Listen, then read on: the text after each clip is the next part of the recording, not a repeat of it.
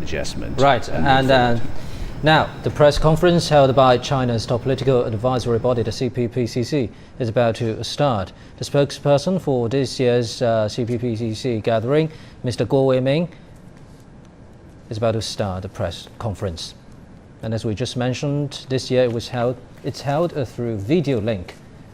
And the footage you're watching right now is live from the Great Hall of the People. Ladies and gentlemen, good afternoon. The press conference of the fourth session of the 13th National Committee of the Chinese People's Political Consultative Conference now begins. On behalf of the Secretariat of the session, I would like to welcome all Chinese and foreign journalists joining our press conference. As required by the session's COVID-19 protocols, the press conference today is held via online video. The main venue is set up in the press conference hall in the Great Hall of the People. The sub-venue is set up in the multi-function hall on the second floor of the Media Center Hotel. The press conference will last about 60 minutes. I now give the floor to Mr. Guo Weimin, member of the 13th CPPCC National Committee and Deputy Secretary General and spokesperson of the fourth session of the 13th CPPCC National Committee. He will introduce the main agenda of the session and then take questions. Ladies and gentlemen, friends from the media, good afternoon. In early spring, we are gathered here on schedule in March. I would like to welcome all of you attending this press conference and friends from all walks of life watching this event on TV or via online streaming.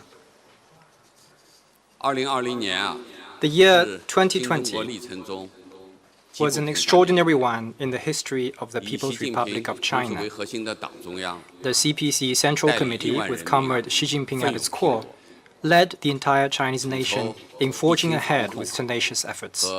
China has achieved major gains in both COVID-19 response and economic and social development. The objectives of poverty alleviation were completed on schedule. China's endeavor to build a moderately prosperous society has yielded great historic achievements. Every one of us has made great efforts an active contribution. The year 2021 carries special significance in China's modernization process. We will celebrate the centenary of the CPC's founding, formulate and implement the 14th five-year plan, embark on a new journey toward fully building a modern socialist country. The upcoming fourth session of the 13th CPPCC National Committee will focus on the formulation and implementation of the 14th five-year plan, conduct in-depth consultation and deliberation, and pour wide consensus. Now, entrusted by the Secretariat of the session, let me introduce the agenda items of this session. The fourth session of the 13th CPPCC National Committee will open at 3:00 p.m. tomorrow at the Great Hall of the People and close on the afternoon of 10th of March. The agenda for the session includes the following: to hear and deliberate the work report of the Standing Committee of the CPPCC National Committee and the report on proposal-related work, to sit in on the fourth session of the 13th National People's Congress, hear and discuss reports including the government work report and other reports, and discuss the draft outline of the 14th five-year plan for national economic and social development and the long-range goals for 2035. To review and approve resolutions and reports, including the political resolution of the fourth session of the 13th CPPCC National Committee. During this session, there will be an opening meeting, a closing meeting, and 2 conference addresses. One of the addresses will be held via video conference. There will be 6 group discussions. The opening and closing meetings will be open to foreign envoys in Beijing. All preparations for this session have been completed. On media arrangements, considering the needs of COVID-19 control and the duration of the session, media coverage arrangements remain the same as last year, and only some Beijing-based Chinese and foreign reporters are invited to cover the session at the Great Hall of the People. The 3 CPPCC Members' Passage interview events will be organized through video link. We encourage Chinese and foreign journalists to cover the session via the internet, video link, telephone, and other diverse means. We have set up online video interview rooms in the hotels of CPPCC members. The press service team of the CPPCC session and press liaison officers based at the hotels will provide services and facilitation for Chinese and foreign reporters. The CPPCC National Committee will release the relevant arrangements, documents, and materials in time on its press center website. Please follow the updates online. Now, I would like to take questions regarding this session and the work of CPPCC. Thank you. The floor is open for questions. Before asking your question, please identify your media affiliation. We advise that each journalist ask only one question at a time. Please raise your hand to let us know. 请北区第1排第4位。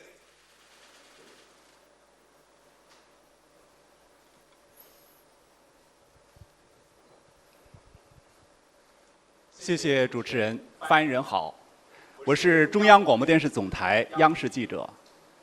2020年是极不平凡的一年，突如其来的新冠肺炎疫情给经济社会发展造成了较大的冲击，两会也做了延期。那么我们想请问的是，去年政协委员的提案是否都得到了有效的办理？一年间，全国政协又是如何克服不利影响开展工作？谢谢。 With China Media Group and CCTV, 2020 was an extraordinary year. COVID-19 deeply affected economic and social development, and the MPC and CPPCC sessions were postponed. My question is about the proposals raised by CPPCC members last year. Have they been effectively handled? How has the CPPCC National Committee coped with the impacts and conducted its work? Thank you. It's true that last year we have made profound and complex changes in domestic and international situations and the impact of COVID-19. The CPPCC faced new circumstances and challenges in carrying out its work. Under the strong leadership of the CPC Central Committee, with Comrade Xi Jinping at its core, the CPPCC National Committee met challenges head-on and focused its work on the central tasks of the party and the country. Our 2,100-plus members from 34 participating groups acted with great resolve, responsibility, and diligence, made important contributions to COVID-19 response and economic and social development, and excellently fulfilled their duties. Over the past year, the National Committee has contributed actively to COVID-19 response. It mobilized the CPPCC committees at all levels, our participating organizations, our special committees, and our members to work proactively by various means and offer suggestions on COVID-19 prevention and control, economic reopening, and ensuring stability in 6 priority areas and security in 6 key areas. Our members from various sectors fought the virus on the front line, participated in medical treatment and research, and helped keep jobs and businesses stable. Many of their deeds are truly touching. Many of our members are in the medicine and health sector, science and technology sector, and the private business sector. They have worked around the clock on the front line. Over the past year, the National Committee has made fresh progress in consultation and deliberation. As you mentioned in your question, our session last year was postponed. Therefore, from the last session to this one, our work cycle was shortened, and some activities could not be held. But we intensified our work on consultation and deliberation. Around the year, we held 23 major events, including special meetings on major national policy, special consultative meetings, and bi-weekly consultative forums. Organized 80 inspections, visits, and studies. Produced more than 7,500 reports and made over 5,900 proposals. You asked about the handling of proposals. Let me say that we intensified work related to proposals, improved the quality, and made a lot of innovations. Proposals have produced good effects. At the opening meeting tomorrow, CPPCC leaders will give more detailed introduction to our work related to proposals. I will not go into too much detail. And the themes of these proposals focused on the formulation of the 14th Five-Year Plan, winning the battle against poverty, and other major decisions and policies, as well as better supporting measures for the new family planning policy, food safety supervision in the food delivery sector, and other social and livelihood matters. The National Committee conducted in-depth and intensive consultation and deliberation. Members participated at greater depth. We conducted even closer exchange with government departments. A lot of our meetings invite officials from relevant departments to participate. Our work platforms and channels have increased. We are using the internet more often, and consultation deliberation has produced more fruitful results. Over the past year, the National Committee has focused on building consensus and contributing positive energy. It has reflected consensus building in all the work of the CPPCC. It communicated with the public to explain policies, address concerns, and guide expectations, pulling wide public consensus on policies and propositions of the party. Last year, on COVID-19 response, on the fostering of a new development paradigm, on poverty alleviation and rural revitalization, and on other topics of public interest, we hosted 12 committee member lecture programs and arranged 14 awareness-raising tours, which received broad attention. Over the past year, the National Committee has utilized the internet effectively. The 13th National Committee made better use of online consultation, especially in COVID-19 response. We made full use of our mobile work platform with our cell phones and conducted online studies, discussions, and consultations. In the past, it was one-on-one consultation, but now we have one on several points, an online-offline connection, which became a new highlight in our work. This has made our work more timely and interactive, and fully unleashed the CPPCC's potential and efficacy as a specialized consultative body. Some of our members say that wherever there are matters of major public interest, there is work of the CPPCC and participation of CPPCC members. 请大家继续提问，请举手示意。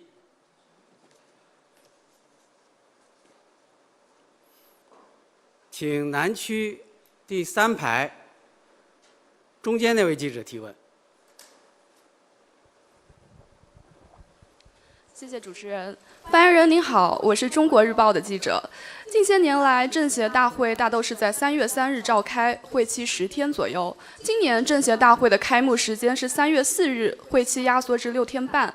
请问这是出于什么考虑？会成为惯例吗？谢谢。With China Daily. Over the years, the CPPCC annual sessions normally began on March the 3rd and lasted for some 10 days. This year, the session is scheduled to open on March the 4th and conclude after 6.5 days. What are the considerations for such an arrangement? Will it become a common practice in the future? Thank you. 你注意到了，今年的会期做了缩短。 Well, indeed, you have noticed that we have shortened the duration for this year's session. This arrangement is based on last year's practice, as well as the COVID response protocol this year. Last year, in consideration of COVID response and other factors, we shortened the duration, streamlined staffing, and streamlined documents. We also combined physical meetings with virtual ones. It was a successful session, widely applauded by the general public. This year, we will build on the good practices and make the program more time-efficient and better designed, and strive to convene a session with higher efficiency and quality, one that fully leverages the role of the plenary session as the highest level form of consultation and performance of duties, and strengthens the specialist consultative body's functions. Going forward, we will take further stock of the new and effective measures of each session, keep up the good work, and carry forward the good practices so that our sessions are defined by integrity, pragmatism, and efficiency. Thank you. 请继续提问。好，请北区第4排第4位记者。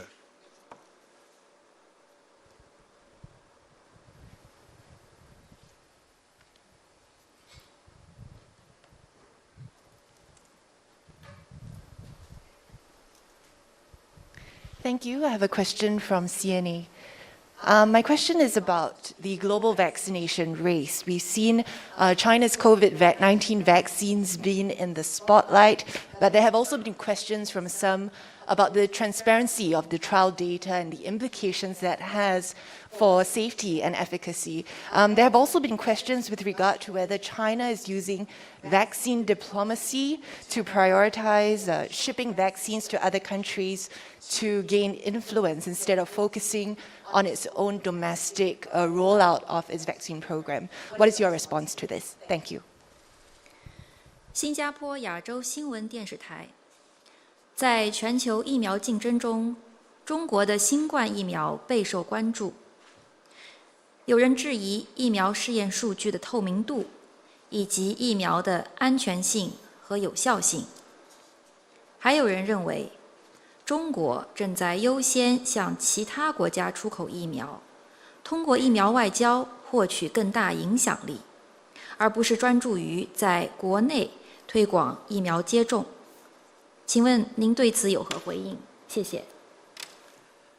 我想你刚才2个问题呢， I think 是集中在关于 the two of your 疫苗的 questions 安全性和有效性。 were about 还 safety 有 and 关注呢 effectiveness 我 of 们疫苗 vaccines 出口开展国际合 and 作 China's 的 export 目的 of 是什么 vaccines and international cooperations. 那么 What 我首 is 先可以告诉 China's 你我们 intention 政协委 behind 员 it? 对疫苗 I 问 can 题 make it very 一 clear 直十 to 分关 you 注。 that the CPPCC members have closely followed developments on vaccines. Our participating groups include the Medicine and Health Group and Science and Technology Group, and many members play important roles in COVID-19 response. Some members, since it's their job, directly take part in vaccine R&D, production and management, and we have a lot of 关于第一个 discussions. 问题呢，我想中国在 So 抗 on your 击 first 新 question, 冠疫情战役打响后 let me say that ever since COVID-19 struck, 作为一项 China 重要任务， has made vaccine R&D its major task. Government departments, research institutes, and businesses have poured in enormous resources. China has always given top priority to vaccine safety and effectiveness. The competent authorities formulated technical guidelines for COVID-19 vaccines and technical standards for market approval and conditional approval. These standards are basically on par with those of WHO and developed countries. From R&D to each phase of trial, Chinese vaccine companies have strictly followed the relevant technical standards and procedures. And throughout R&D, trial, emergency use, and conditional market approval, we have released authoritative information. The State Council Information Office and Interagency Task Force have both released timely information on COVID-19 response and vaccines. The vaccines previously approved with conditions made by Sinopharm and Sinovac were both inactivated vaccines. Inactivated vaccine is a highly matured technology, as you may all know. Phase 3 trial results of both vaccines meet relevant WHO standards and the requirements of China's technical guidelines. As of the end of February, the 28th of February, China has administered a total of more than 52 million doses of vaccines. As you may have seen, many countries have also approved Chinese vaccines. Some foreign leaders even took the lead in accepting Chinese vaccines. This is also evidence supporting the safety and effectiveness of Chinese vaccines. A few days ago, China's National Medical Products Administration granted conditional market approval to 2 more vaccines. Their R&D and production were also strictly in line with the technical standards and requirements.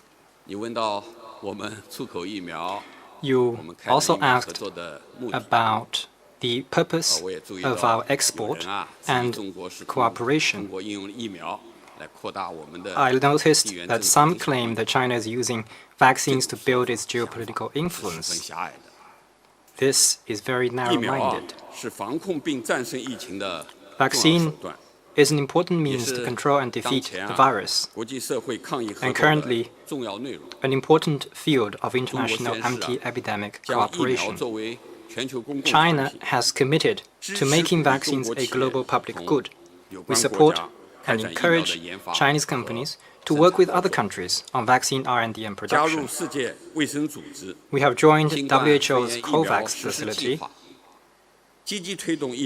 and actively promoted the equitable distribution of vaccines globally. As of the end of February, China has provided vaccine assistance to 69 developing countries and international organizations at their request. Chinese companies have and are exporting vaccines to 28 countries. China is doing this to help the international community defeat the virus together. It is our concrete action to build a community with a shared future for mankind. As we speak, COVID-19 is still raging in many countries. We will work with other countries to secure an early victory against the virus and contribute our share in protecting the life and health of people around the world. Thank you. 请大家继续提问，请举手示意。请南区第1排第2位记者提问。谢谢主持人，发言人好，我是法制日报全媒体记者，我提的问题是，去年5月民法典通过后，全国政协创建了民法典读书群，帮助委员学习民法典，提高履职能力，同时在社会形成了影响。我们知道，全国政协在去年开展了委员读书活动，那么1年以来，读书活动的开展情况如何？读书活动是如何帮助委员把读书学习成果转化为履职能力的？谢谢。With Legal Daily. When the Civil Code was adopted last May, the CPPCC National Committee created an online discussion group to help its members study the Civil Code and build greater capacity of fulfilling the duties. Such activities have also generated social impacts. We've also learned that the National Committee has organized book reading programs over the last year. How have such reading programs helped translate what members have learned into their capabilities to deliver? Thank you. 去年啊，法制日报还有一些中央媒体 Last year, the Legal Daily and other media have covered the online discussion groups on learning the civil code. Indeed, the CPPCC book reading programs have been attracting a growing number of members over the past year. Activities are more diverse, and the benefits are tangible. As we all know that CPPCC members come from various sectors, technology, culture, education, and economy, to name just a few. Reading good books is one of the fine traditions and necessary for all members to perform their duties. In face of the changing global dynamics and the task to fully build a modern socialist country, the CPPCC National Committee carries forward such a fine tradition, establishes new platforms, and encourages its members to take part in book reading programs. It is helpful for members to further improve themselves, strengthen their ability to fulfill duties, so that they will be able to make better policy recommendations and build greater consensus. It also contributes to a scholarly CPPCC and more broadly, a book-loving environment for the entire society. For greater participation and exchanges, the CPPCC makes use of the Internet as it carries more content and not limited by time or space. On the mobile work platform, we have established 47 online discussion groups for National Committee members and 4 for local committee members. Over 1,900 members of the National Committee from 34 sectors logged on to the online academy, and over 17,000 comments have been posted. At airports, train stations, we in the CPPCC will turn on our phones and participate in discussions. The books and topics of discussion include COVID-19 response, rural development, digital economy, as well as the population and growth. They focus on both frontier technologies and traditional cultures, both trending topics and classical theories.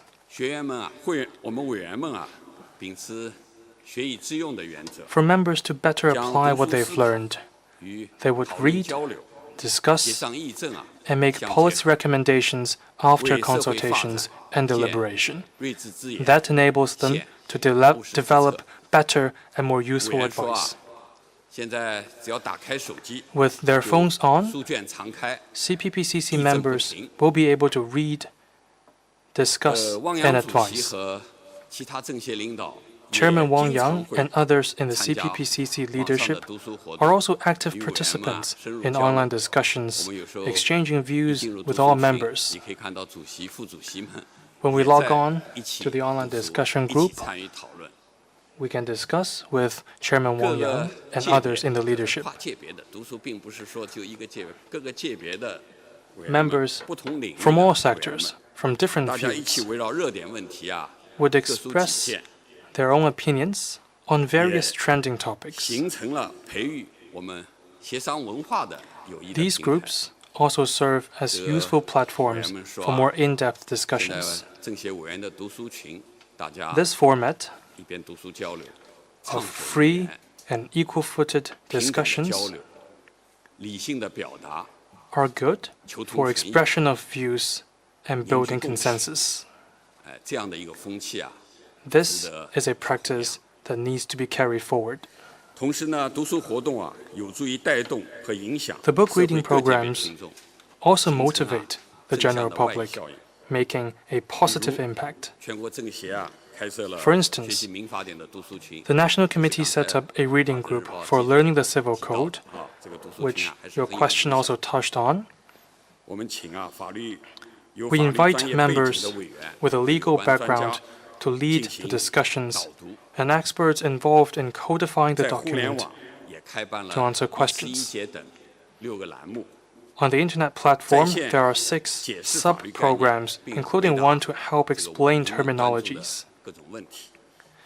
相关报道的阅读 That will 量 help netizens 超过了 understand specific 6000 legal concepts. 6000万， Relevant reports have 极大地 been 扩 read 大了 more than 60社会 million 影响力， times. 也起到了 Hence, 面向 the 社 book 会 reading 啊 program 凝聚和 is 传 making 播 a bigger 共识的 impact 作 by 用。 not just building 应该 consensus, 说， but also 这次学习的 communicating 影 it 响还 to 是 the 很 wider 大的 society. 感谢啊，媒体做了很多报道。 We would also like to thank 今后啊， all the 全国政 media 协将 for 推动 covering the 委 reading 员读 groups. 书活动啊，常 Going 态化 forward, the National 循序 Committee will 渐进， work to make the 走 book 深 reading 入深。 programs a 不断 regular 扩大 event. 读书活 In 动 a 的 gradual manner, 品 we 牌 will 效应。 deepen and expand its 通 impact. 过读书学习啊， Read more, work 有效 better. 的来履职， We in the 发挥 consultative 好专 body 门协商 would 机构啊 endeavor 在国家 to 治理 contribute 体系 more 中的 to China's governance system. Thank you. 好，请继续提问。好，请北区第2排第1位。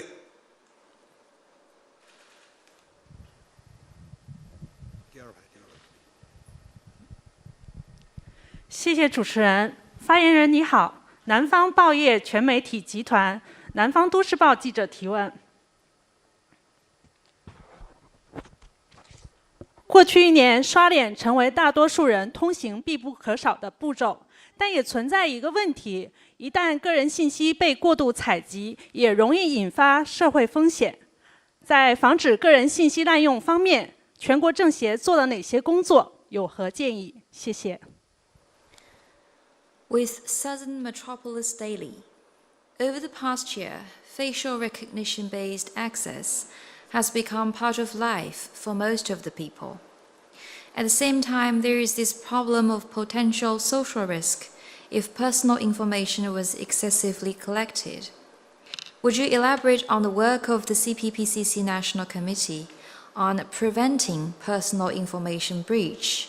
What are the recommendations by the National Committee members? Thank you. 你问的这个问题啊，也的确是社会关注的问题。 Well, this is 我看 indeed 这2 something 天 that the 啊， general 不少媒 public 体 pays a lot 也 of 还在报道 attention to, and many media have written a 关于 lot 个人 of 信息的安 reports 全 on 问 that. 题，也是政协委员们啊十 This 分 is 关注的 also 一个 a 问题。 matter that CPPCC members focus on closely. 大数据、人工智能、 We live in a 互联网 world 新技术 of 的广泛 extensive 使用 application of big 隐私保 data, 护和 AI, 个人 and 信 new 息安全 internet 问题啊 technologies. 也日益突出。 Privacy protection and personal information 出现了一 security 些 is an 个人 issue 信 that 息 stands out 被 by 非法 the 获 day. 取，是吧？你不知不觉的 There has 自己就 been 到外面 illegal obtaining 出现 of 泄露 personal information, 滥用， there has been 甚至于 leaking, 出现 abusing, 倒卖的现象。 and even selling of personal information, which is a cause for 政 concern. 协委员们认为啊，如何有效规范相关机构 CPPCC members believe that 规范互联 it 网 is 企业 important to effectively regulate relevant institutions and internet firms so that they collect, store, and use personal information in accordance with laws and regulations and protect personal information security and privacy. 对个人信息安 The 全 CPC and the government place high importance on personal information security and privacy protection. We have learned that competent departments have introduced a series of measures. The Cyberspace Administration of China, Ministry of Industry and Information Technology, Ministry of Public Security, and State Administration for Market Regulation have done a lot, including formulating national standards and regulations to guide and urge businesses and platforms to fulfill their duty of protecting personal information. They launched a targeted operation tackling illegal personal information collection and use by apps, which was also covered widely by the media. They strengthened the management of the use of public security surveillance and facial recognition devices. With regard to personal information collection for COVID response purposes, the authorities issued regulations and conducted compliance inspections. The draft Personal Information Protection Law has been submitted to the NPC Standing Committee for deliberation. Once adopted and implemented, it will play an important role in personal information protection.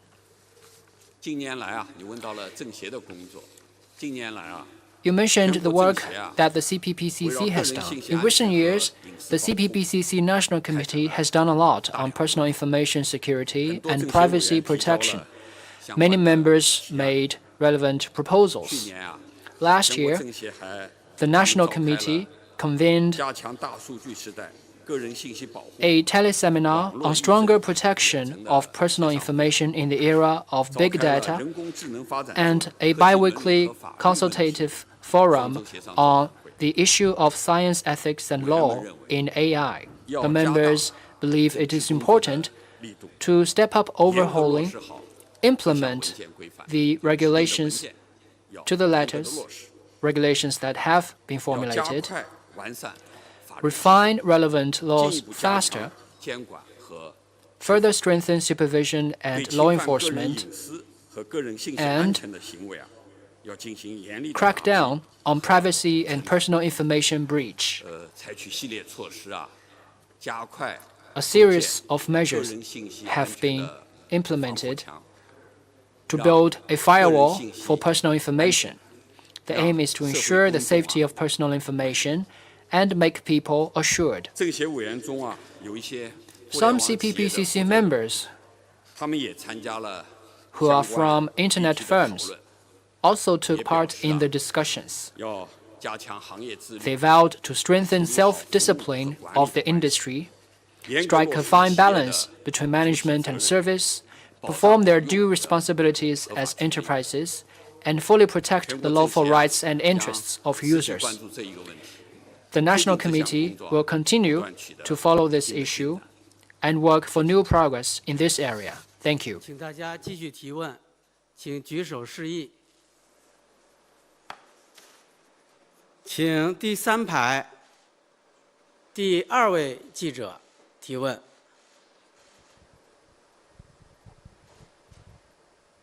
就是那位外国记者。Thank you. I represent Associated Press of Pakistan. My question is that China has made great achievement in poverty alleviation, but we also can see some ongoing dispute over this issue. Someone questions that China's current poverty alleviation standards are lower than the international standard and thinks that China will face the challenge of preventing people from slipping back into impoverishment. So what is your comment? Thank you. 巴基斯坦联合通讯社：中国在脱贫攻坚方面取得了巨大的成就，同时也存在一些争议。有人质疑中国现行扶贫标准低于国际贫困标准，也有人认为中国面临着反贫的挑战。对此，您有何评论？谢谢。这个前些天啊，2月25号。 A few days ago, on the 25th of February, we convened a national conference marking China's poverty alleviation achievements. General Secretary Xi Jinping delivered an important address and announced that China has secured a complete victory against poverty. I have noticed a lot of report and coverage in international media. Securing a complete victory against poverty is a major, profound achievement.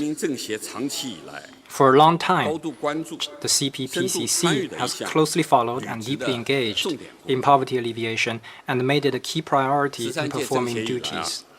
The 13th National Committee has given key priority to poverty alleviation in its consultation and deliberation every year by holding special meetings and by weekly consultative forums, arranging field and virtual study trips, putting forward and overseeing the handling of proposals. The National Committee carried out in-depth consultation and deliberation on the key issues of poverty alleviation.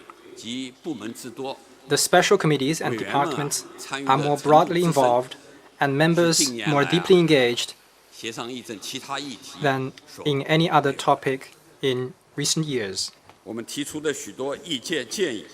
Many opinions and suggestions were translated into policy measures, making important contributions to eliminating poverty.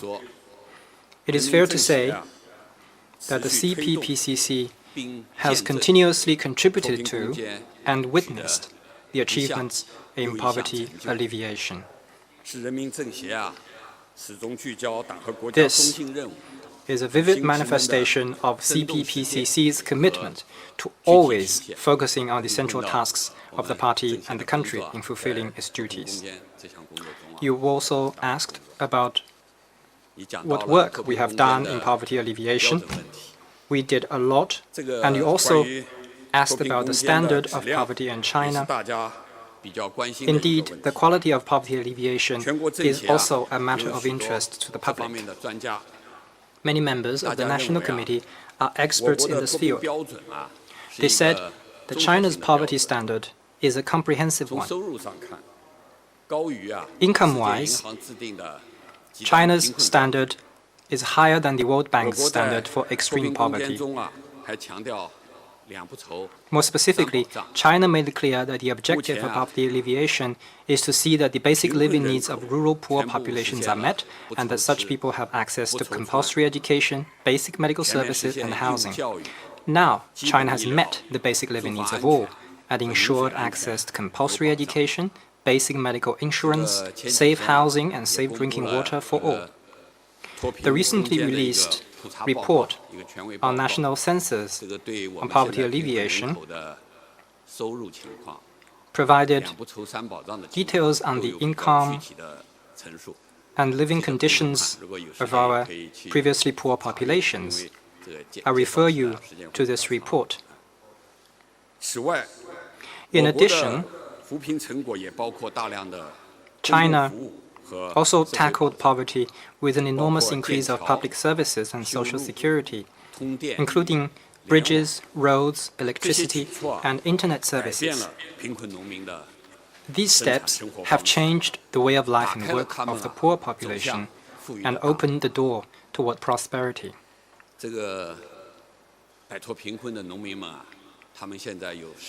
Our farmers out of poverty have felt a concrete sense of gain and happiness. As I said, government departments have invested hugely in poverty alleviation. Take housing, for example. You need to expand for relocation and new construction of houses. These are the concrete deliverables of our poverty alleviation cause. CPPCC members are engaged first-hand in poverty alleviation and carried out field studies on its progress. Our members believe that China's poverty standard is high and substantive. You also asked about whether there will be return to poverty. This is a task that we must fulfill. China's development remains unbalanced and inadequate. The task to consolidate and expand the gains in poverty alleviation remains arduous. Members called for earnest efforts to deliver on the CPC Central Committee's major decisions, to build on the gains in poverty alleviation and fully advance rural revitalization. They stress the importance of overall stability in policy support and sound monitoring and support to prevent returning to poverty. We have a full-fledged monitoring system. We must make them up and running. They underlined the need for continued support for previously poor regions to help develop and strengthen rural industries, and continued support for previously poor populations to ensure stable employment. They highlighted the need for sound follow-up assistance to relocated populations to prevent substantial return to poverty. To consolidate poverty alleviation results, the National Committee has carried out a lot of work.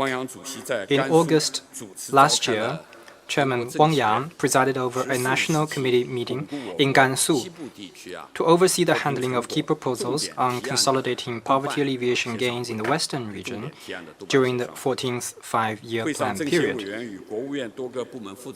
At the meeting, CPPCC members and leading officials of the relevant State Council departments engaged in consultation and discussion on the key challenges in consolidating poverty alleviation results. Such work played an important role in policy making. This year, the National Committee will continue to organize special consultations and inspection trips on this front, enable sustained development and prevent return to poverty, allow populations and regions out of poverty to grow in a sustained way and contribute to the realization of rural revitalization. Thank you. 好，请北区第2排第5位，边上那位。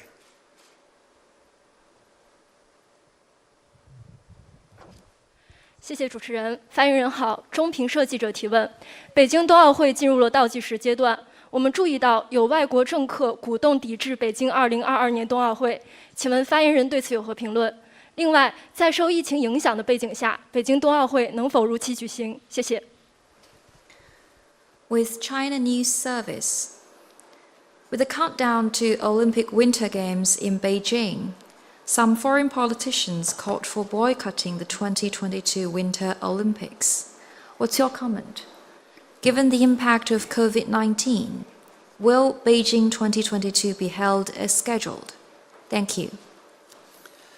这个北京冬奥会向我们走来了哈。 Indeed, we are nearing the opening of the Beijing 2022 Olympic Winter Games.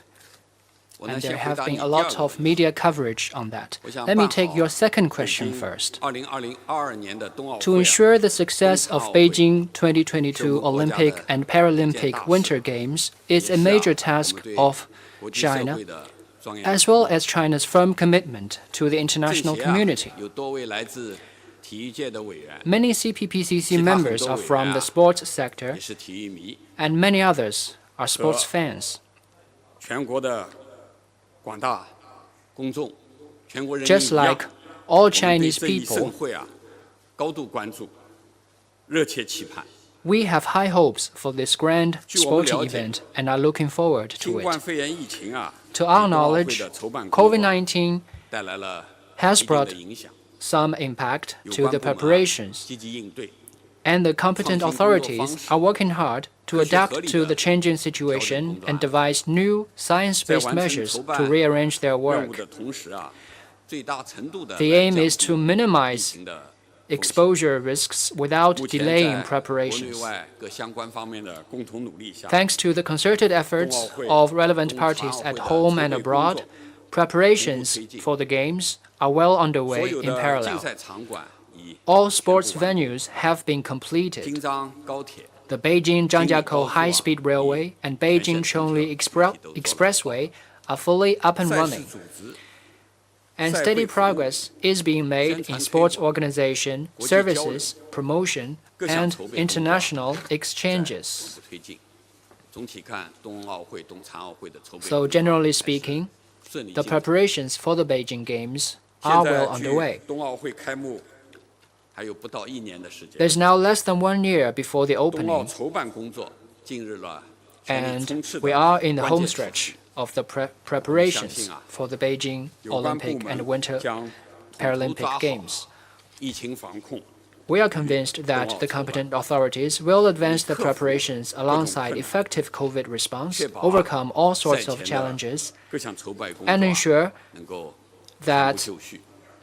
everything is ready to go before the 回答 opening. 你第二个问题，就是个别外国政客啊， Now, 将体育运 on 动 the other question you raised, some individual politicians 干扰 have 破坏 been 北京冬奥会的 politicizing 筹 sports 办和举 in an 行。 attempt to interfere and disrupt the preparations and convening of the Beijing 这些做 Games. 法有违 Yeah, 奥林 even 匹 calling 克 for 宪 boycotts 章的 against the 精神 Games. Such moves run counter to the spirit 这样的 of the 举动 Olympic Charter. 得不到 We believe 国际 such 社会的支 attempts 持 will by no means have any support from 也 the 是注定啊 international 不会得 community 逞的。 or 最近 go 我 anywhere. 们都看到一些报道， We have read 国 some 际奥 reports 委会一些国家的领导人、一些国家的奥委会以及国际的一 regarding 些 the 学界 International Olympic Committee and some leaders of other countries 反对， and entrepreneurs who have voiced their opposition against such voices. I don't think their attempt will go anywhere. Thank you. 请举手示意。请第二排第4位记者提问，就是那个男记者。谢谢主持人。人民日报记者提问：今年将迎来中国共产党100年华诞，请问如何理解中国共产党领导的多党合作和政治协商制度？面向第2个100年目标，人民政协如何发挥自身独特的优势和作用？谢谢。 With People's Daily. This year marks the centenary of the Communist Party of China. My question is about the multi-party cooperation and political consultation system under the leadership of the CPC. Would you elaborate more on this system? And with a view to the second centenary goal, how will the People's Political Consultative Conference bring its distinct strengths to bear and play its role? Thank you. 这是一个很重要的问题，也 This 是一 is a 个 very 理论 important 性啊、现实 question 性啊很强的问题。 and highly 我呢 theoretical and 简要 practical 地 one. 做一个 Let me briefly 中国共 answer 产党 this 领导的 question. 多党合作啊和政治協商 The 制 system of 是 CPC-led multi-party cooperation and political consultation is a basic political system of our country. 是中国 It 共 is a 產 great 黨 political 中國 creation 人民 by 各民 the 主黨 Communist 派 Party of China, the 和 Chinese 無黨 people, 派人士啊 democratic 一項 parties, 偉 and 大的 public figures 政治 without 創新 party 政 affiliation. 治創造，是從中國土壤中生 It 長 is 起來的 a 新型政黨制。 new type of political system with Chinese 1949 features. 年9月， In 中國人民 September 政治協商會議第一次會議召 1949, the 開。 plenary session of the first 標誌 National 着 Committee of the 中國共產黨領導 CPPCC was 的 convened 多黨合 and 作 marked 和 the official 政治協商制 establishment 度啊 of the system of 正式確立。 CPC-led multi-party cooperation and 改革 political 開放以後 consultation. 這一制度 After 被 reform 明 and 確為 opening up, 我國 this 基 system 本 was 政治 confirmed 制度 as a basic political system 了憲 of 法 China and incorporated into the 從人民代表 Constitution. 大會制度 Together 民族區域 with 自 the 治制 system 度 of people's congresses, 基層群眾 the 自治 system 制 of 度 regional ethnic 形成 autonomy, and the system of 整套 community-level 制度安排 self-governance, it is 成為 part 中國 of 特 a 色社 set 會主 of 義政治制 institutional 度的 arrangements 重要 and 組成部分。 part and parcel to the socialist political system with Chinese 中國共產黨 characteristics. 領導的多黨合作和政治 The 協商制 system 度 of CPC-led multi-party 新型政黨制度 cooperation and political consultation as a new 獨 type 特的優 of 勢 political 和 system 鮮明的特 has 色， its unique strength and 它能夠真 distinctive 實代表 features. 最 It 廣大 truly 人民的 represents the fundamental interests of the 有 general 效避免 public 就是政黨制度 and effectively 代表 overcomes 少 the 數 deficiencies of 少 old 數 political 利益集 systems 團的 that represented only the few people or the 它 few 把各个 interest 政党 groups. 和无党派人士啊 It brings 紧密 all political 团结起 parties 來 and public figures without party 有着共 affiliation 同奋鬥 together 目標， in unity to strive 為 for 着 a 共同 common 的奮鬥 goal 目標而奮鬥，有效避免一 and 黨缺 avoids 乏監督或 both 多黨人 the 人 lack 做 of 上 supervision when there is only one party and the vicious competition for power among multiple parties. With its institutional arrangements, the system pools various views and suggestions to make the decision-making process more scientific and democratic, and avoids the decision-making and governance approach of all the political systems that is driven by the interests of particular parties, classes, regions, or groups, and that causes social division. Such a new type of political system fits China's modern realities and reflects the Chinese nation's traditional values, i.e. serving the greater good, being open and inclusive, and seeking common ground while reserving differences. It is an important contribution to the political civilization of humanity. As I've made my preparations for the press conference, I discussed with some friends from the media, and when I briefed such information to these friends, they all agreed with me in general.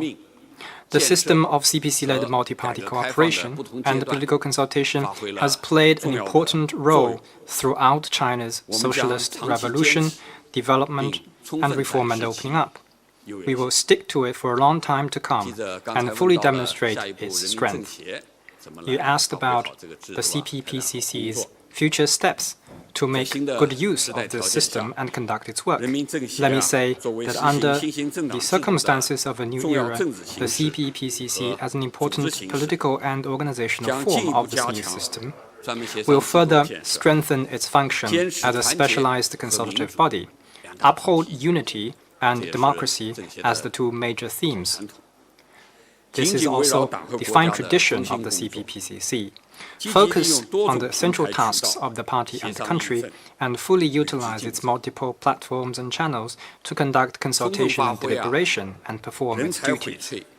We will make full use of the CPPCC's wealth of talent and extensive ties with various sectors, which are CPPCC's strength.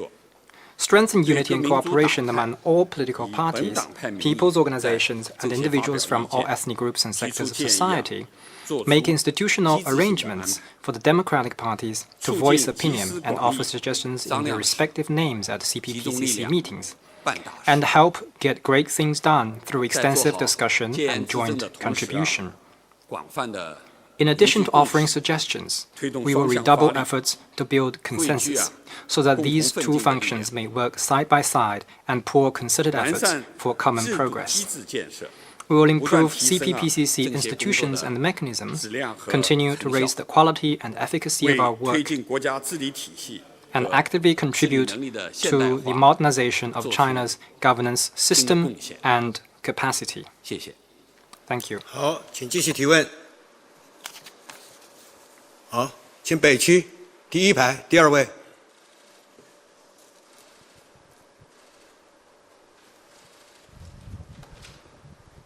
谢谢主持人。发言人您好，我是人民政协报全媒体记者。我们在调查采访中发现，当大家都认为手机方便了生活的时候，老年人却面临着手机难题，比如因为不会使用健康码而无法进入到公共场所。如何让老年人在智能化时代乐享幸福？政协委员有哪些意见和建议呢？谢谢。With CPPCC Daily. In our interviews, we have noted that while smartphones have made life more convenient, they have also posed challenges for senior citizens. For example, some are declined access to public places without a health QR code. How can we help the elderly embrace the digital age and enjoy a happy life with smart technologies? Are there any suggestions from the CPPCC National Committee members? Thank you. 政协报记者问了一个近期大家比较关注的民生的 You from the CPPCC paper asked a question that we all care about on people's livelihood. The aging population and the elderly's use of smart technologies is indeed an issue China faces. It also captures the attention of the CPPCC, a topic in our consultative forums. Over the years, our members have made proposals on related issues. The National Committee held a number of study sessions and bi-weekly consultative forums on this matter, inviting members and those from competent departments to exchange views and give policy advice. In the opinion of many members, smart technologies have indeed brought benefits to people's lives, but they may have caused some inconvenience for senior citizens, just as you pointed out on the use of smartphones. Difficulties in using new technologies among senior citizens have revealed shortages in tailored services in the age of progressing technologies. The CPC Central Committee therefore attaches great importance to this matter, and General Secretary Xi Jinping made specific instructions on this. Last November, the State Council released a document introducing measures to help senior citizens in 7 aspects, including their access to transportation, medical services, and ways of consumption. The goal is to address the difficulties senior citizens have in using smart technologies. Led by competent departments, various sectors in different regions, CPPCC members, and the entire society, as we have learned in our studies, are making active efforts to help senior citizens embrace the era of smart technologies. In some places, health codes are no longer the only criteria. Access is also granted by registering ID card numbers. I've read relevant reports that some QR code will also include ID card information. In some hospitals, there are special counters for senior citizens to register and make payments. The difficulties the senior group faces are being handled. This year, the National Committee has made actively addressing the issues in an aging society and promoting balanced development of the populations a priority in its consultation plans. We will gather members together for in-depth discussions and give policy advice for government decision-making. CPPCC members encourage all others in the society to act together and offer help. They also encourage young people to communicate more with the senior, help them adapt to the progress of smart technologies and modern lifestyles. As members would put it, the age of smart technologies must leave nobody behind. We hope that media present today, including the CPPCC paper, would cover this story and also follow the latest progress that we in the CPPCC are doing. Thank you. 请南区第2排，靠过道那位男记者提问。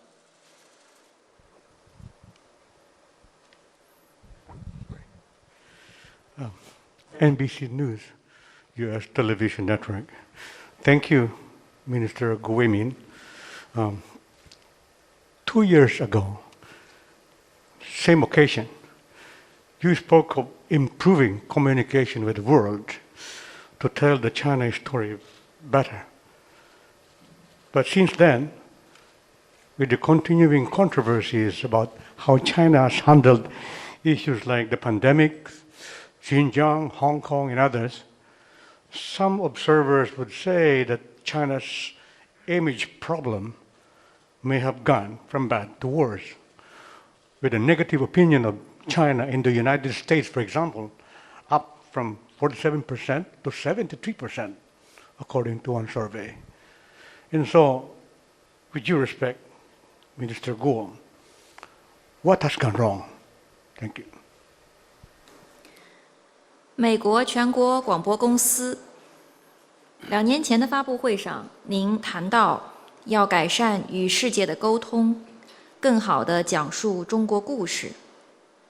2年来，在处理新冠病毒大流行、新疆、香港等问题上，持续有一些争论。一些观察人士认为，中国的形象持续下滑。例如，一项调查显示，美国人对中国持负面看法的比例从47%升至73%。请允许我问这样一个问题，是什么出了问题？谢谢。2年前啊，我们曾就咱们怎么样做好对外传播。2 years ago, we talked about 做过交流哈。我想你今天问的问题呢，主要 to 涉及到 improve China's image. 一个就是所谓民调，是吧？民调。Your question has 2 dimensions. 还有就是关于 1 on global polling results, and 2 on China's image. 现在啊，有一些国际民调对中国的 Indeed, 国 there 家 have 形 been 象进行评 surveys 价， to assess global 情况 views 是 on 多 China. 样的，它涉及到 This is complex. 哪一个民调机构，是 Results are 调 affected 查的范围， by many factors, including the scope of surveys, 你 their 一些数 targets, 据， data, 另外你怎么来分析，怎么做判断， and also 情况 methodologies. 是多样的。 It is highly 刚才你提 complex. 到啊，有中国国家形象啊有下滑。 You mentioned 你说有 that 这 in 样 some 的见解 countries, 我 people 想 see China 原因也 less 是复杂 favorably 的 for different 有 reasons, 些 I 啊 believe. 是因为啊一些外国民众对中国 Some do not 不了 have 解， a full picture of what 那 China 么 is 有 like. 些呢，则是因为受到了某些啊反华政客的 Others 误导。 may have been misguided 我想说 by 大家都可以 anti-China 看到 politicians. 在一段时期以来啊， For quite 个 some 别反华 time, 政客 certain 在 politicians 涉及在给中国啊进行 have been 攻击 pointing fingers 你刚 at 才提到了 and smearing 疫情 China 就可能病毒溯源啊， under the pretext of 香港 COVID-19, including 新 its 疆这些 origin, 问题是吧？ Hong 看 Kong 到一 and 些个 Xinjiang. 别反华政客，哎，在这些问题上 We're seeing certain 大肆 anti-China politicians are 肆意 bent 地 on 编造 tarnishing China's reputation 同时呢混淆视听。 and cooking up misleading 我想 narratives. 这个对部分的美国 Their 民众 narrative 对西方的一些受 has 众啊 misguided 也产生 some 了 in the United 消极的 States 影响。 and even the 我 Western 想说， world. 在这些问题上，我们全国政协啊 On this matter, 也 the 积极开展工 CPPCC 作 National 我们 Committee 不少委员 has 积极 made 发声 active efforts. 是吧？阐释我们中国的立场， Some of our 驳 members 斥啊一些错误的言 have 论， voiced 啊，维护我们 their 国家 understanding and 安全 support. 发展利益。 We have clarified 我要 China's 讲到 policies and stance 这个民 and 调， repudiate 那么我也 groundless 想说啊 accusations. 近期也 We 有 are 一些 steadfast in 国际独 defending 立 our 的民 core 调机 national 构， interests. 他们的民 I 调 would 显 also like 示 to point out 不少国 that 家和 the 地区的 polling 民 results 众啊 by some 普遍 independent 更 institutions 喜欢中国。 suggest that in quite a lot of countries, people actually have favorable views on China. I'm sure that you have noticed that as well. 叫 As we 百闻不 often 如一 say, 见大家都 seeing 熟悉 is believing.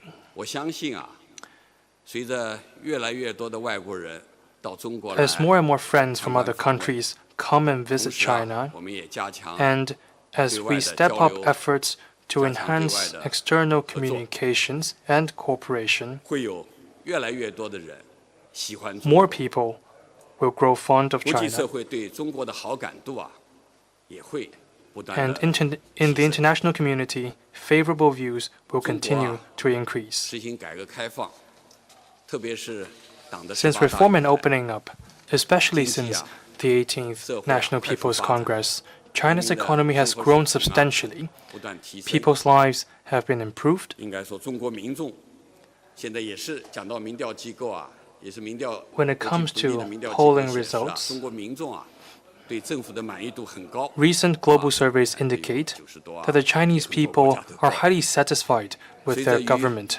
over 90% to be more specific. 中国 As China 为 forges 世界 closer 和平 ties 和 with 发 the 展 world, 做 it has 出 made 积极 contributions 贡 to 献。 global peace and development. 政协呢有许多委员啊， In the 长期 CPPCC, 从事涉外工作。我们 there are 有 many members who have worked on external relations. 也有长期从事 They are 对外文化 retired 对外传播的。 ambassadors and those 他们认为啊， dedicated 中国 their 在 lives to communications with the outside world. In promoting global growth, addressing climate change, achieving UN poverty reduction goals, and supporting global COVID-19 response, China has done a lot and played an important role. China's efforts are welcomed and recognized by many.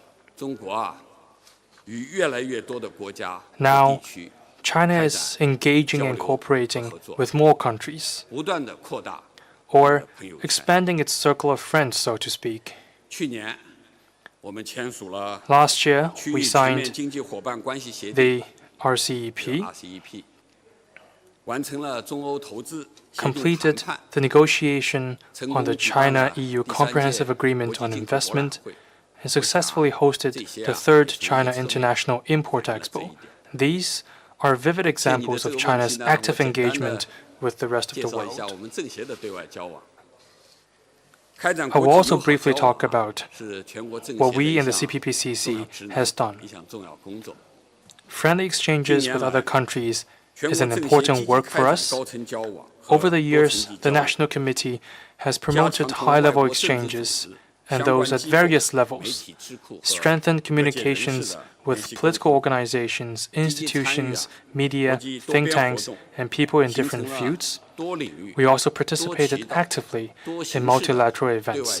In multiple fields, we'll engage with other countries through different channels and in different formats. So far, the National Committee has had friendly exchanges with 337 organizations and institutions from 157 countries, as well as 15 regional and international organizations. A peace-loving nation, China is committed to making more friends. The National Committee will further harness the advantages of the CPPCC and engage with other countries in various formats. Through friendly cooperation, we will together build a community with a shared future for mankind. Thank you. 好，请继续提问。好，请北区第3排第2位。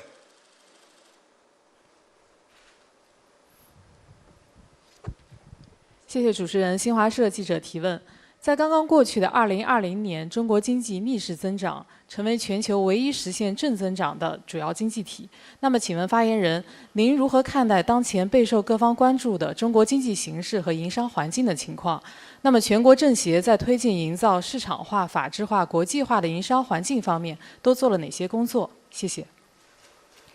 With Xinhua News Agency, in 2020, China's economy developed against headwinds and became the only major economy in the world that registered positive growth. What's your assessment of China's economic development and business environment, which are topics of interest to the public and media? And would you share with us the work of the CPPCC National Committee, specifically on fostering a world-class market-oriented business environment governed by a sound legal framework? Thank you. Well, the economy and business environment are important topics that the general public follows closely. This is also something the CPPCC attaches great importance to. As we all know, there are CPPCC members from financial, business, and academic sectors. There are also experts who used to serve in government departments, and they often conduct studies on the economic performance and on the business environment. In the year 2020, China has stood the serious and complex test posed by the domestic and external environments, especially by COVID-19. The economy exceeded 100 trillion yuan and was the only major economy that secured a positive growth. CPPCC members are encouraged by such achievements, while also see uncertainties in the developments of COVID-19, a fluid global economic landscape, and to keep economic performance stable this year requires hard efforts. Yet we are convinced that under the strong leadership of the CPC Central Committee and with the concerted efforts of all Chinese people, we will secure new progress in the beginning year of the 14th five-year plan period. The CPPCC members carry out discussions on the economy and the business environment on a regular basis. They believe that a better business environment holds the key to invigorating market entities and maintaining steady growth in a challenging situation.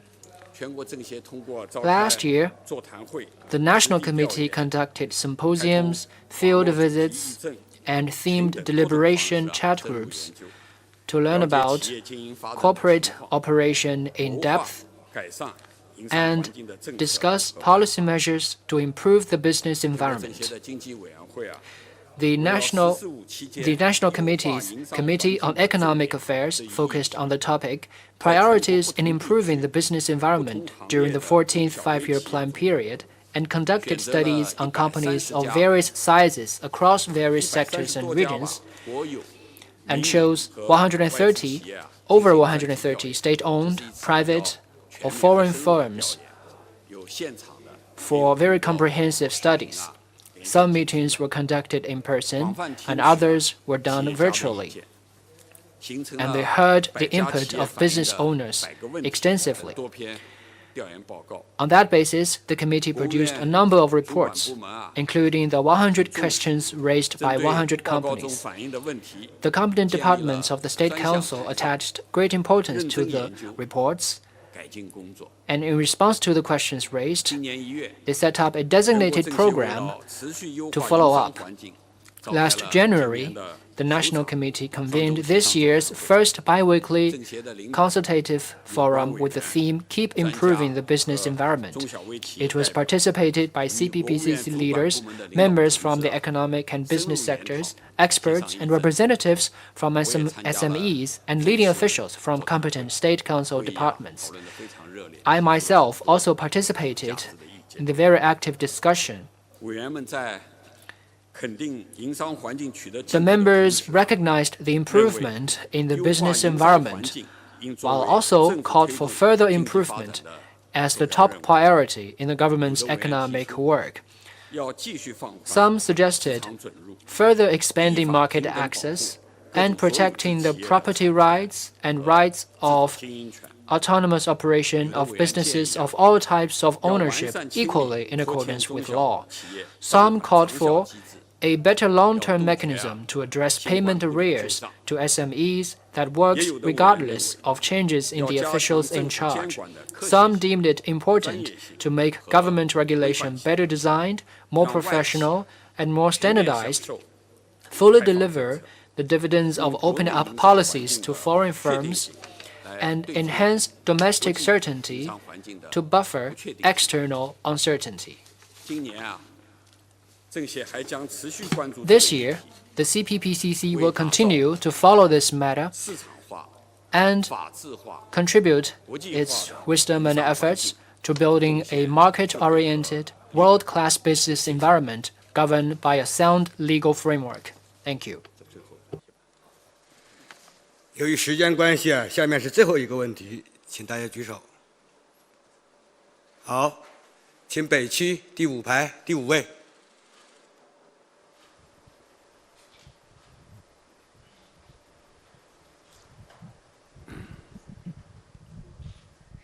非常感谢最后一个问题给到我，我是来自香港凤凰卫视、凤凰网、凤凰秀的记者胡玲。我们在想提问香港问题，因为我们关注到受到新冠肺炎疫情的冲击等等一系列的因素，香港的经济社会呢是遭遇到了严重的下滑。我们非常想知道，今年中央是否会进一步出台相关的措施，来帮助香港走出经济困境？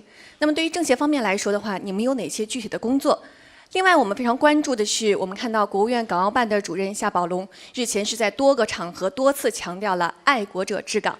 想请问，这样的表态是否意味着鉴于当前的香港的局势会更加具有针对性？那么，发言人对此您如何看待？谢谢。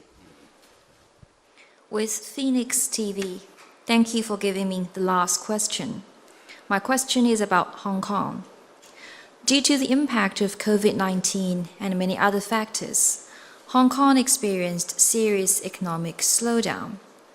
This year, how will the central government help Hong Kong get out of the economic difficulties? And how will the CPPCC work in this regard? And recently, the director of the State Council Hong Kong and Macau Affairs Office, Xia Baolong, highlighted on several occasions the importance of patriots administering Hong Kong. Is this meant to address the current situation in Hong Kong? And what's your take on this matter? Thank you. 全国政协啊，一直十分关心。The CPPCC National Committee has all along been caring for Hong Kong's economic and social development. We have over 230 CPPCC members from Hong Kong and Macau who hold Hong Kong dear to their hearts. They put forward their advice in various forms for the development of Hong Kong and contributed their part to the development of Hong Kong and Macau. You mentioned the current economic performance in Hong Kong. The current economic difficulties faced by Hong Kong are attributable not only to the impact of COVID-19, but also to what happened over the proposed legislative amendments. The implementation of the legislation on safeguarding national security in Hong Kong has effectively safeguarded national security and improved the system and institutions of one country, two systems. It serves as an anchor for Hong Kong's long-term prosperity and stability. Hong Kong's future is always closely interconnected with that of the motherland. Backed by the ever-developing motherland, Hong Kong is an important converging point of the domestic and international economic circulations. The rapid development of the motherland in recent years has created broad space for Hong Kong's growth. The central authorities strongly support Hong Kong's participation in the Belt and Road Initiative, the Guangdong-Hong Kong-Macau Greater Bay Area, and National Pilot Free Trade Zones, support Hong Kong in elevating its status as an international financial center, and help Hong Kong businesses explore the market of the mainland. To help Hong Kong contain COVID-19, the central government has done the utmost to ensure supplies to Hong Kong and assisted it in conducting large-scale testing and building community treatment facilities and temporary hospitals. Such efforts have helped ensure Hong Kong's economic and social stability. The CPPCC National Committee conducted a lot of work on promoting Hong Kong's economic and social development. Last year, the National Committee convened a consultative meeting with party and government departments and a special consultative meeting under the themes Building the Guangdong-Hong Kong-Macau Greater Bay Area International Science, Technology and Innovation Center, and advancing innovation cooperation in the Greater Bay Area. A series of valuable views and proposals were made that provided useful reference for the policymaking and effective implementation by the central authorities. CPPCC members believe that under the concerted efforts of the Hong Kong SAR government and all Hong Kong people, and with the strong support of the motherland, Hong Kong will embrace a bright future. You mentioned the notion of patriots administering Hong Kong. We believe that patriots administering Hong Kong is an integral part and core essence of one country, two systems, and a fundamental principle that must be followed in the full and faithful implementation of one country, two systems.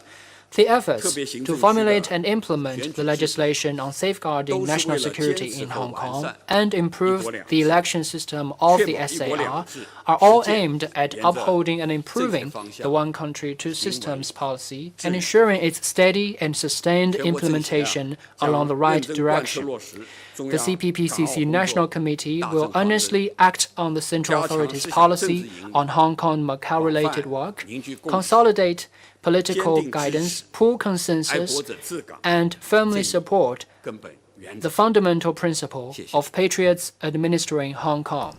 Thank you. 谢谢大家。新闻发布会到此结束，谢谢各位。 Thank you. That concludes our press conference. Thank you.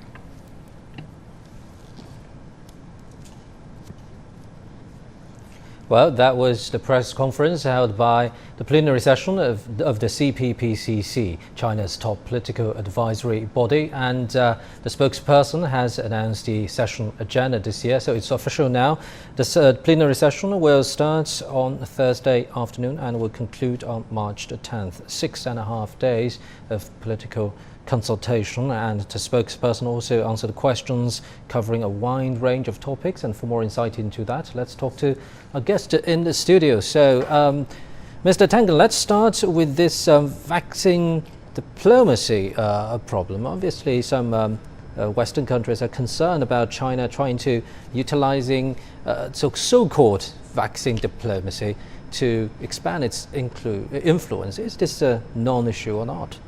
Well, it's actually nonsense. And I say that. If China only took care of China, it would be accused by these countries of hoarding COVID, being uncaring about its neighbors and everybody else, when in actuality, that's exactly what's happening in Europe, Canada, and the United States. What China has done is it has COVID under control. It feels confident it can take care of itself, and it's been pouring resources into providing badly needed vaccines, which cannot be gotten anywhere else. Because right now, at this juncture, 95% of all the vaccines available from the West have been bought up basically by the West. So the haves are getting and the have-nots are not, and China is trying to remedy it. Remember, COVID-19 is not over simply because it's over in your country. It is a global issue. The global economy cannot restart, and people will continue to die until it is handled on a global basis. So I would say that this one goes to China for being responsible, and it was very enlightening to see the figures. And also the spokesperson, Professor, addressed this China image question raised by the US embassy. Do you think China's image has gone worse globally due to some narratives created by some Western politicians and even media organizations? I think a big part of that has to do with the politicians put a spin on what we would call facts, but also has fundamental to do the way we look at the world. We have the logical part, we have the psychological part, the same sets of facts when it's presented to my colleagues here. The conclusion is so different. Now, the other part is when 40 years ago, when we started reforms and opening up, the share of GDP that we have of the total of the world's part, it's less than 3, going up. Now probably it's more than 15%. 17%. It's even high. Recently, it's going very fast. So if I run regression, going up, then it's going down. It can be very complicated with our mindset, the psychology and the things. But well, China, to be a part of the world, we do not have to bring others. We do our own work well and do the correct things first. And the way we tell our stories, we should also work very hard to tell the correct China story. This is a part of human reality, you know.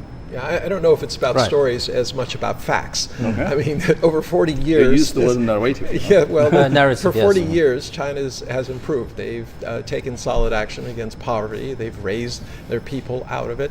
I think if you just look at the facts, not your opinions, you'll see quite clearly. And I think this is China's strategy. He referred to the things you have to come and see to believe.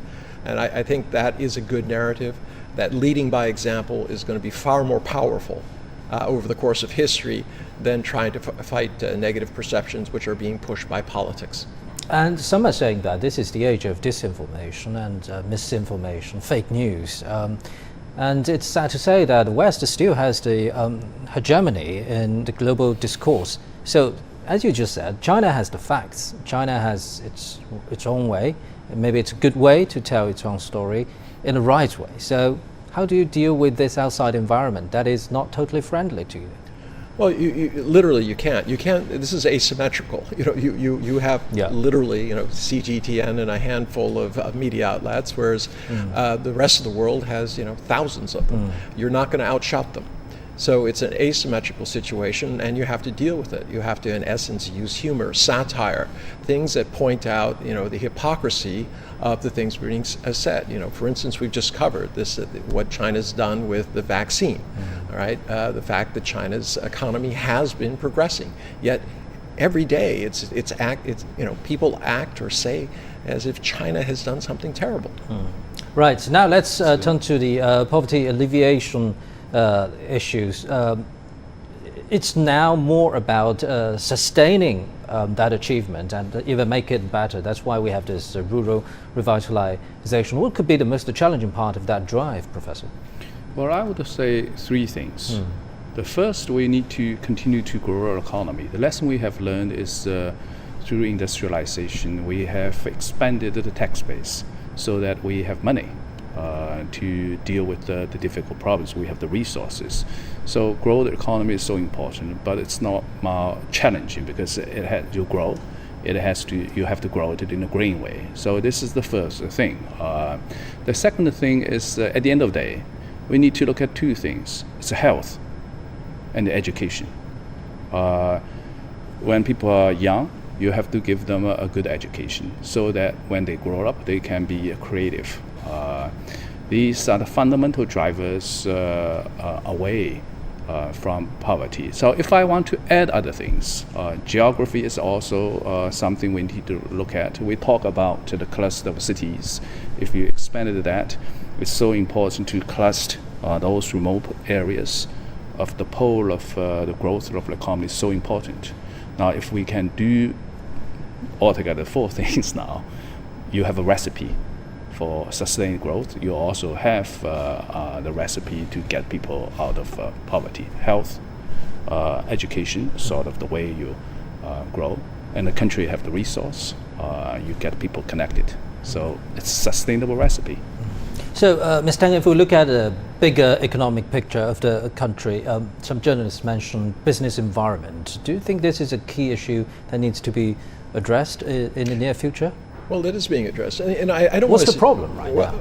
Well, the problem is that you have other countries who are cutting off chips and setting up embargoes and tariffs and things like that. In essence, trying to dismantle the world order that they themselves created.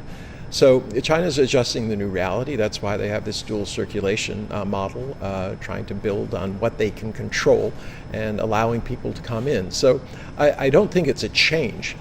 China's been enacting laws for IP protection, encouraging more entities to come in, changing the rules about ownership, allowing foreign companies into services where it was more difficult, banking, finance, insurance, all of these areas. So China's doing its part, and obviously they're going to be doing more because they have this desire, they express desire to join the TPCPP, which means that there will have to be probably more adjustments to the economy. So you see the rhetoric being that China is somehow protectionist, when in actuality it's the exact reverse. China's moving to open up its markets while other countries are becoming extremely protectionist. Thank you very much, Ms. Diana Tangen and Professor Fu Jing there. And this year's session of the CPPCC will officially start in Beijing on Thursday. As we just reported, it marks the official beginning of the most important annual event on China's political calendar, the 2 sessions, and CGTN will have everything you need to know about it and all news and views regarding the agenda. Do stay tuned to CGTN through all the way. But that's it for this edition of The World Today on CGTN. I'm in Beijing. Bye-bye.